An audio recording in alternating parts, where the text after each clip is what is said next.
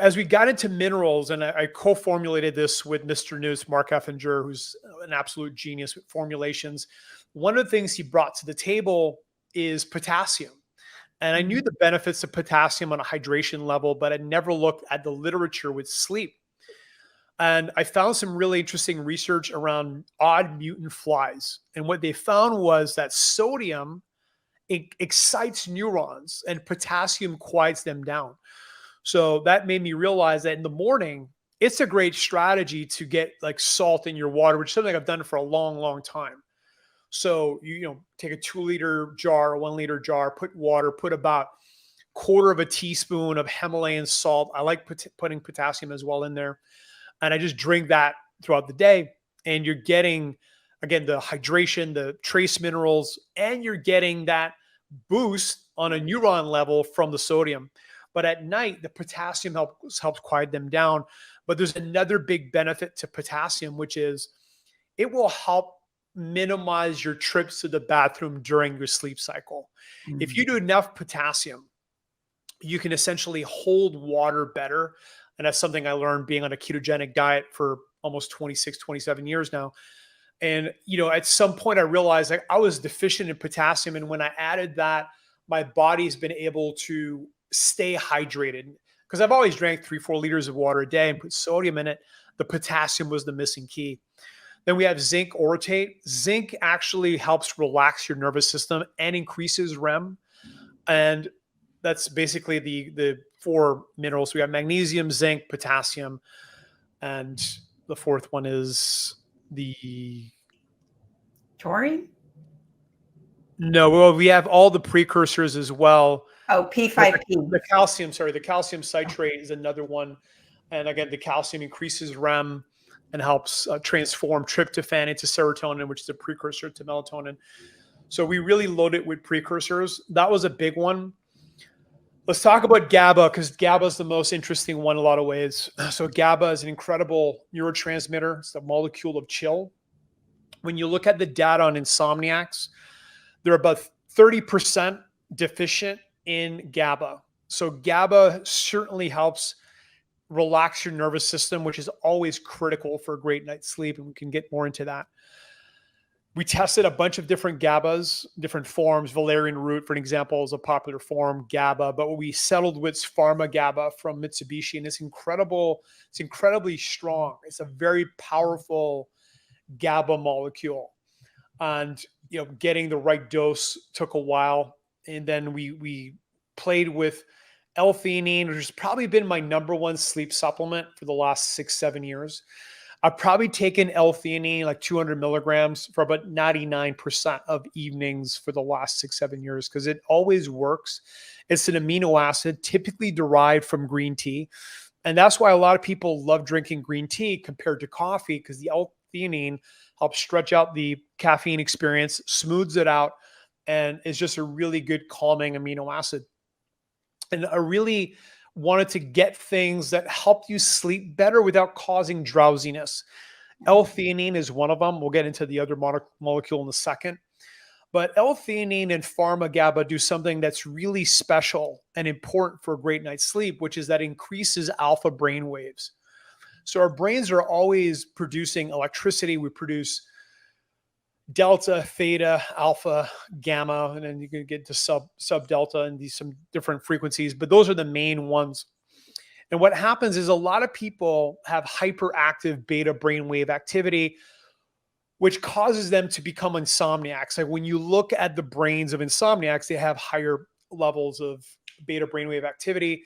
Same thing with people that suffer from anxiety. It's typically in the front of the brain. And again, I've spent about 8 weeks of my life with electrodes doing neurofeedback, and you can train those things. So when people really can't sleep, and again, there's people that have, it's considered a medical condition. So I have to be careful what I say here, but I typically recommend that, go look at neurofeedback. That can help really fix your brain and optimize your brain waves. Incredibly good thing to do. And however, in terms of supplements, alpha brainwaves will increase with L-theanine and pharma GABA. What that does is it requires your brain to grab the electricity from somewhere else and typically will decrease your beta brain waves and helps prime you for a good night's sleep.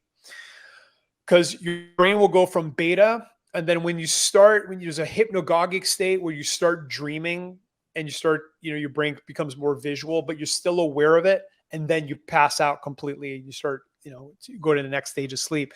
That's theta. And then if you get a great night's sleep, you will be spending about 90 minutes in delta wave sleep, which is the slowest brain waves that your brain essentially gets to. And then your brain will cycle back and forth. And in the morning, you'll go back into a theta brainwave state and you're dreaming. And that's where there's a lot of REM being produced. So when you're kind of really aware of your dreams, when you really pump up REM, you'll tend to have more vivid dreams and more intense dreams. So, those are basically the sleep cycles. And then the final key molecule was glycine. And in my opinion, glycine is absolutely one of the most powerful amino acids that almost everyone's deficient in. Like the optimal dose of glycine is probably 10 to 20 grams a day. In Sleep Breakthrough, we have 3 grams. Now, what does glycine do for sleep? And again, we could do a whole podcast on glycine, but I'll keep it focused on sleep. The first thing it does, which is one of my favorite features, is if you get not enough sleep, you will feel far more refreshed the next day. It creates, again, enhances REM, enhances sleep, but doesn't cause drowsiness, very similar to L-theanine. And it lowers body temp. So body temp is another big component of great sleep. Your bedroom should basically be an absolute cave. You can't see your hand, and it's really cool. How cool? Typically between 65 to 70 Fahrenheit and 16 to 18 Celsius. That's an optimal sleep cold range. However, a lot of us, if you have a fast metabolism, maybe you're a man with a lot of muscle mass, you're a woman in menopause or premenopause, and you're getting these temperature spikes, you almost need a chili pad or sleep aid underneath the bed sheets, which will help keep your body cold or cool throughout your sleep cycles. And then in the morning, some of the newer versions will actually increase the temperature, which your body naturally does. So it kind of helps enhance that part of your sleep cycle and you wake up feeling better. So temp is a huge piece. You want your head to be about 1 degree cooler than your body. But again, a lot of people will sweat under the bed sheets. I'm a big fan of the weighted blanket. I've been since I've been a kid. In Canada, grew up in brutal winters, and we would, we used to heat the house with fire. My father still does, but sometimes the fire run out and it gets really cool and cold. And I used to have 5, 6 blankets on top of me. And I remember just feeling, man, I love this. So you can basically get that experience with weighted blankets, but again, you got to prevent your body from overheating. So those are all the different sleep molecules in Sleep Breakthrough. And we decided with a powder for a few reasons. It's a drink.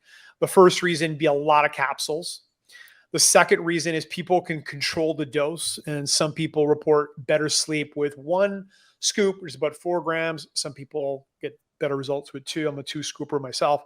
So again, play around with the dose, and you drink it about 1 hour before your target bedtime. It is really important to at least dim the lights. Okay. And you can wear blue light blocking glasses. That's an option as well. It works. Or you dim the lights. So again, install dimmers if you don't want a complete darkness. Some other hacks I've heard is salt lamps. I think is a really good one. You can kind of a salt lamp with a dimmer. So it really, blocks a lot of the light blast, but will still create kind of a glowing effect. There's some child lights that you can get and then replace the bulb with a red bulb. So red bulbs is another strategy. So red bulbs, dimming the lights really, really low, or wearing blue light blocking glasses is your 3 main options. And then you'll feel Sleep Breakthrough hit you about 30 minutes. And typically 45 minutes later, you kind of want to be in bed or near bed.